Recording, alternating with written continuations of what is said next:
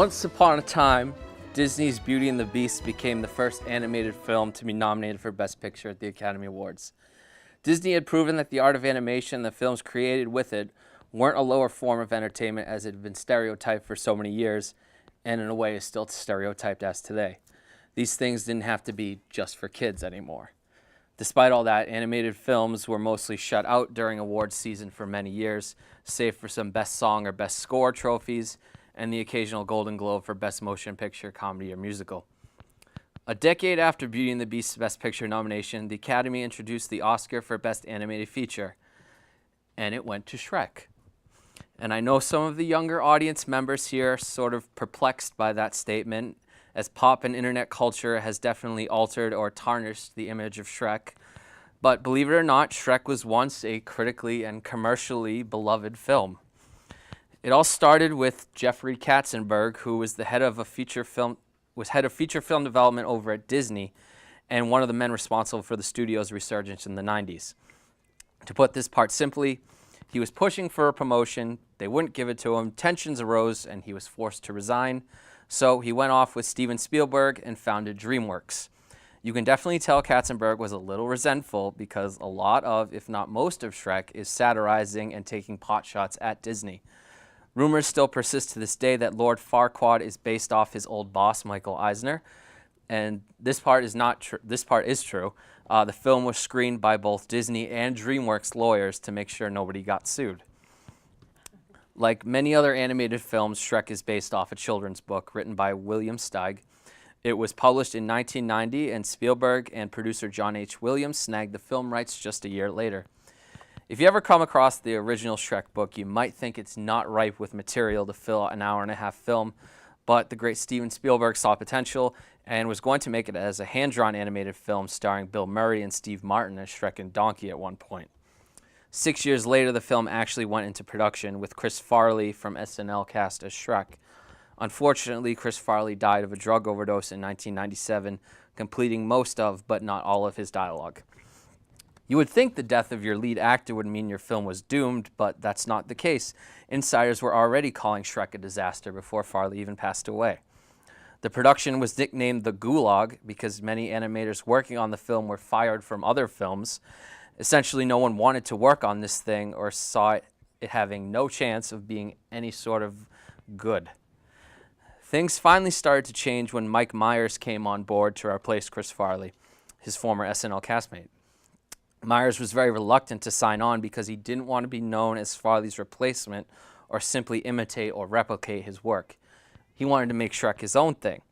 The only problem with that was so much of what Shrek had become was tailored around Farley's performance. What came next as a result was a page one rewrite. Shrek went from being a young optimist with hopes of becoming a knight to a grumpy recluse who wants to be left alone. Jean Garofalo, who was originally the voice of Fiona, was fired, apparently due to script and character changes, but to this day no one has directly told her why. This would not be the only outrageous request Mike Myers would make. After recording all his dialogue in a normal speaking voice, Myers decided Shrek should have a Scottish accent. So at his request, he re-recorded all his dialogue. This move is said to have cost the studio about $4 million in reanimation, although it can be said it wasn't until Myers came on board that the film finally started to take shape. But one can't help but be a little curious over how the original Chris Farley version of Shrek would have ended up. Shrek wasn't always intended to be a computer animated film. Originally, it was conceived as a hand-drawn, like most other films at the time, but that was back in 1991 when Spielberg was still involved with the production. At one point, it was going to be stop motion in the vein of Corpse Bride or Wallace and Gromit, but the early animation tests were too expensive and executives weren't happy with the lack of facial expressions they could get out of the medium. They then tried a mixture of motion capture graphics and live-action miniature sets, which basically meant the actors would be captured through motion capture, and then in post they would be pasted on top of like a little miniature set. And I guess that ended up looking horrible. And so finally they settled on computer animation. The filmmakers turned to DreamWorks partners Pacific Data Images to create the animation and overall look of the film. Their goal and the end result was a look that didn't look too cartoony, but also not too realistic. Computer animation began on October of 1996 and took over 4.5 years to complete.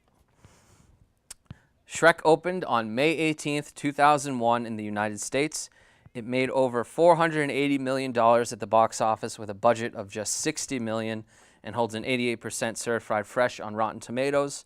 Shrek would beat Monsters Incorporated and Jimmy Neutron Boy Genius to win the first Oscar for Best Animated Feature at the 74th Annual Academy Awards. It was also nominated for Best Adapted Screenplay. It was nominated for Best Picture, Comedy, or Musical at the Golden Globes.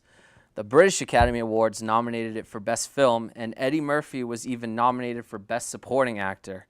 To nominate a vocal performance for such an award was unprecedented for neither the British or the American Academy, and to this date, this has never happened again.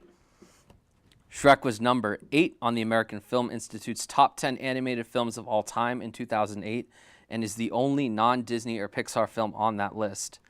3 sequels were made: Shrek 2 in 2004, Shrek the Third in 2007, and Shrek Forever After in 2010, as well as a spin-off featuring the character Puss in Boots in 2011. Shrek 2 would become the highest-grossing animated film of all time and would hold that record until 2 years ago when Finding Dory came out. There was a Shrek 4D ride at Universal Studios for quite some time. There were 2 holiday specials made, Shrek the Halls for Christmas and Scared Shrekless for Halloween. There were a bunch of video games. A Broadway musical, aptly titled Shrek the Musical, opened in 2008 and ran until 2010. I actually saw it. It was actually pretty good. And finally, and I'm not kidding, there is an annual festival called Shrek Fest for fans of the film and franchise. It has apparently been going on for 4 years now, and it is basically Woodstock, but for fans of Shrek, and less music and less alcohol and drugs. Or maybe more alcohol and drugs. That aside, Shrek changed the animation game in some good ways and some bad. For one thing, it established DreamWorks as a worthy competitor in the market to the, at the time, unchallenged Disney and Pixar, but the quality output of DreamWorks has been proved to be far less consistent than that of the House of Mouse. Shrek, like Disney in the 90s, proved the animated film could be for adults and kids, just in different ways with its pop culture and crude humor. I mean, seriously, you watch The Lion King, we probably get 1 or 2 hints of Pumbaa's flatulence, and in Shrek we hear a fart joke like every 5 minutes. Pop culture references would become a staple of animation for a long time for the Shrek franchise and other films. Riffing on fairy tales was nothing new for film, but Shrek sort of opened the floodgates, and soon after, other fairy tale spoofs started coming out like Hoodwinked and Ella Enchanted and Happily Never After, but none of them could reach the success that Shrek did. And sort of in a way, you could say Shrek broke the conventions of the fairy tale genre in a way that paved the way for films like Tangled and Frozen and Moana to be made, which are all more traditional and better films, but they also don't play to the typical fairy tale animation cliches. Using big celebrity names in the casting and marketing of animated films became a big deal after Shrek. Obviously, A-listers were voicing animated characters for a long time before this, like Robin Williams in Aladdin or Tom Hanks in Toy Story. But here's where it became common practice to get the best and most popular actors voicing your characters. After Shrek, it became very common for trailers of animated films to say, featuring the voices of Ray Romano, Dennis Leary, and John Leguizamo. That's Ice Age. And of course, the release of Shrek 2 proved that turning animated films into franchises could be like making your own money. There's been a 5th film in development for like a decade. But honestly, how many Ice Age films do we have, and when are we getting that next Despicable Me? Shrek was a game changer and a cultural phenomenon. So what happened? Today, Shrek has almost faded from the minds of the general public, save for the dark undergrounds of the internet, where Shrek has become the muse of creepy, risque, not safe for work memes and fan fiction. By the way, the type of folks that indulge in this sort of stuff are called brogers. How did Shrek become the subject, the victim of all this? Who saw Shrek and went, I could make some crappy internet smut out of that? It's almost like an inside joke that a couple thousand internet trolls are in on. I suppose it could happen to any animated film. I'm glad it didn't, but why Shrek? Is it the large amount of crude fart jokes and gross out humor prevalent in the films? Is it the fact that Shrek became a cultural phenomenon and this is sort of a rebellion against its popularity? Or perhaps it was DreamWorks' own treatment of Shrek, a studio that arguably was less concerned with protecting the legacy of its equivalent to Snow White and more concerned with franchising the hell out of the film that saved them from going bankrupt. DreamWorks Animation has always struggled with an identity for its studio, with projects ranging from The Prince of Egypt to The Boss Baby and How to Train Your Dragon to Bee Movie. But where Shrek became their biggest and most important part of their legacy, the best representation of it you can find today are just crudely animated scenes on the DreamWorks TV YouTube channel from 3 to 4 years ago, which has Shrek, not voiced by Mike Myers, teaching you dance moves and different types of burps and so on. At the end of the day, and internet corruption aside, I personally don't think Shrek is a bad film at all. There's really nothing outright terrible about it. The use of 90s pop songs and pop culture references definitely date the film, and the animation is definitely not up to the standards of today. It's definitely better than at least 2 of its 3 sequels, and as satirical as it is, at the center is just the timeless message of beauty coming from the inside and loving ourselves and each other for who we are.